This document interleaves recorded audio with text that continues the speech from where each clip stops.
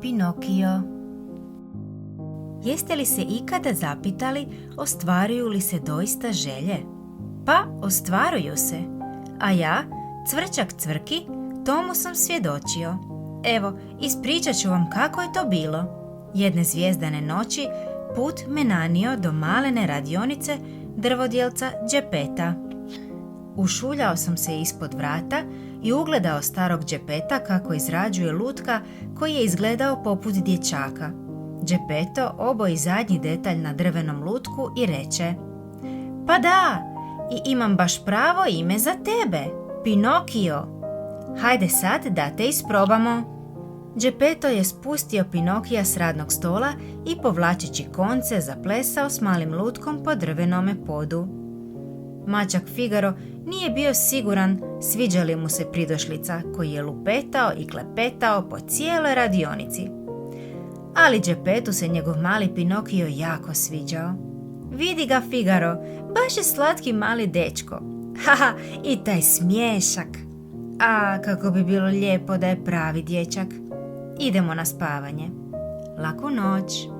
Prije nego što je pošao spavati, Đepeto je pogledao kroz prozor u zvijezdanu noć. O, Figaro, vidi, zvijezda padalica. Znaš što sam zaželio, Figaro? Zaželio sam da moj mali Pinokio postane pravi dječak. S tom je mišlju Đepeto sretno utonuo u san. Jako lijepa misao, rekao sam spremajući se za postelju u praznoj kutiji šibica, ali ne baš ostvariva. Trenutak kasnije soba se ispunila svjetlošću. Pojavila se prekrasna plava vila. Dotaknula je Pinokija svojim čarobnim štapićem. Dječače od borovine, probudi se, dar života čekate.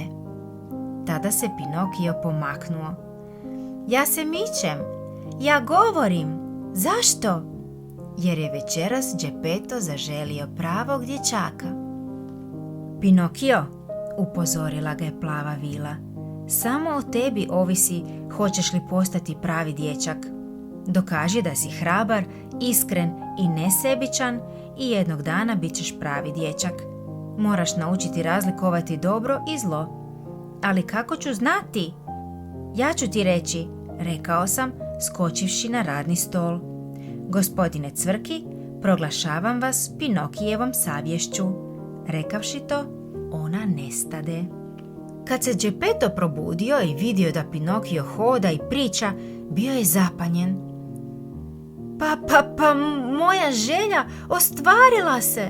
Ha, to je razlog za slavlje! I njih su dvojica plesali po radionici, veselo se smijući. Sljedeće jutro Đepeto je poslao Pinokija u školu, ali na putu je vrebala opasnost. Lukavi lisac i iskusni mačak uvjerili su Pinokija da je kazalište pravo mjesto za lutka bez konaca. Odvukli su Pinokija od škole ravno do Strombolija, vlasnika kazališta. Stromboli je Pinokija uvrstio u svoju predstavu već istoga dana. Publika je pohrlila vidjeti malenog lutka koji pjeva i pleše bez ijednoga konca. Da, vjerujte mi, Pinokio je bio veliki hit. Rekao sam mu da bi trebao biti u školi, ali nije me htio slušati. Osim toga, toliko je zarađivao da sam pomislio da sam možda ja u krivu. Kako li sam samo pogriješio? U Strombolijevoj kočiji, poslije predstave, pohlepni vlasnik kazališta uzeo je Pinokiju sav novac i potom ga zatvorio u kavez. Evo, ovo je tvoj dom, gdje te uvijek mogu naći. Ha. Pinokio je zatresao šipke kaveza. Ne, čekaj, pusti me, reći ću te tati. Ali Stromboli se samo nasmijao i zalupio vratima kočije. Našao sam jadnog Pinokija kako plaće u mraku. Trebao sam te slušati, Cvrki. Više nikad neću vidjeti svog tatu. Baš tada se pojavila plava vila.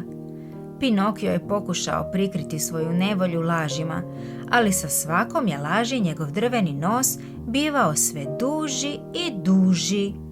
Vidiš, Pinokio, laž stalno raste i raste dok ne postane očita kao tvoj nos. Ovaj put ti opraštam, ali ovo je zadnji put da vam pomažem. Zamahnula je svojim štapićem i u tren oka Pinokijev nos se smanjio, a vrata kaveza su se otvorila. Dok smo se vraćali kući, Pinokio je čuo za čudesno mjesto koje se zvalo Otok Užitka, gdje je dječacima dopušteno razbijati prozore, pušiti cigarete i ostati budan do kasna. Zvučalo mi je sumnjivo, ali Pinokio je želio ići. Ukrcao se na kočiju punu bučnih budalastih dječaka koji su vukli magarci. Jedino što sam mogao bilo je poći za njim. Na otoku Užitka Pinokio se pridružio ostalim neotesancima u razbijanju namještaja, bacanju gruda od blata i igranju biljara. Znao sam da to mjesto nije dobro i pokušao sam nagovoriti Pinokija da odemo. Pinokio, i ti hoćeš postati pravi dječak? Ali Cvrki, samo jednom se živi. Izvoli, samo napravi magarca od sebe. Ja odoh. Ovo je kraj. Krenuši prema pristaništu, primijetio sam neke sumnjive ljude kako tjeraju uplašene male magarce u sanduke. Čudno je bilo to što su magarci nosili odjeću poput dječaka. Neki od njih su zapomagali. Mama, mama! Tad mi je sinulo. To su bili zločesti dječaci preobraženi u magarce. Morao sam odvesti Pinokija s otoka Užitka i to brzo. Dojurio sam natrag u sobu za biljar vičući: Pinokio, brzo, dođi! Brzo, Pinokio! Dečki, postali su magarci! Ali stigao sam prekasno. Pinokiju su već izrasle magareće uši i rep. Cvrki, Cvrki, u pomoć! Moram te nekako spasiti. Ovuda, Pinokio, ovo je jedini izlaz. Otrčali smo do ruba obale, zaronili u more i zaplivali prema kopnu. Kad je izašao iz vode, Pinokio je još uvijek imao magareće uši i rep, ali mu je bilo drago što je pobjegao s otoka Užitka. Cvrki, vraćam se tati. Kad smo stigli do Džepetove radionice, bila je zaključana, a Džepeta nije bilo. U tom času proleti čarobna golubica i ispusti pismo. Hej, neka poruka, nešto o tvom ocu. Tu piše: otišao te tražiti i progutao ga kit zvan Monstro. Jadni je Pinokio mislio da je s njegovim ocem svršeno, ali ja sam nastavio čitati. Ali čekaj, on je živ! U trbuhu kita, na dnu mora. Pinokio odlučno podigne ramena. Idem ga ja potražiti.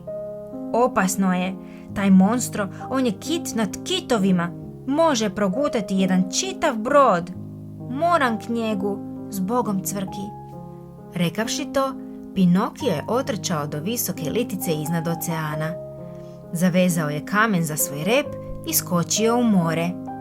Kamen je povukao Pinokija na morsko dno, gdje je započeo potragu za Džepetom.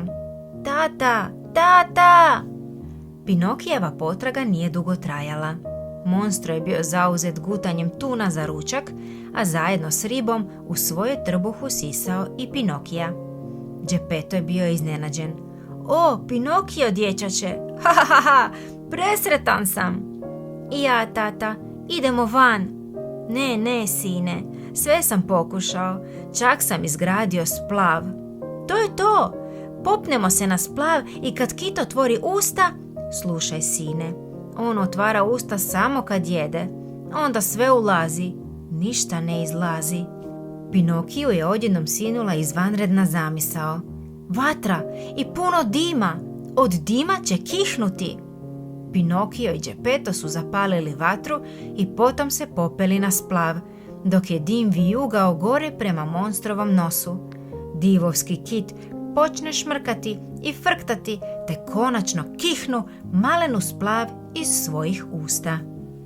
Pinokio i Džepeto su pobjegli na sigurno, ali monstro se ljutio jer je bio izigran. Pojurio je prema malenoj splavi, ljutito ih gledajući. Džepeto poviče: želi nas ubiti, veslaj, sine! Monstro je zaronio pod vodu te bijesno isplivao točno ispod splavi. Bacio je Pinokija i Džepeta visoko u zrak, a njihova se splav raspala u 1000 komadića. Geppetto se bespomoćno koprcao dok je gledao kako se ljutiti kit okreće k njima. Pazi, evo ga, držite se! Drži se, tata, zavapio je Pinokio, ali Geppetto biješe preumoran da bi plivao. Pinokio, plivaj prema obali, spasi sebe! Ne, uspjećemo! Pinokio je uhvatio Geppetta za majicu i hrabro zaplivao prema obali.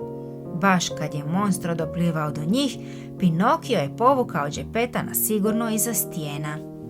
Kad se probudio, Geppetto se našao na obali, izvan opasnosti, ali je jadan Pinokio ležao kao mrtav, još uvijek na udaru valova.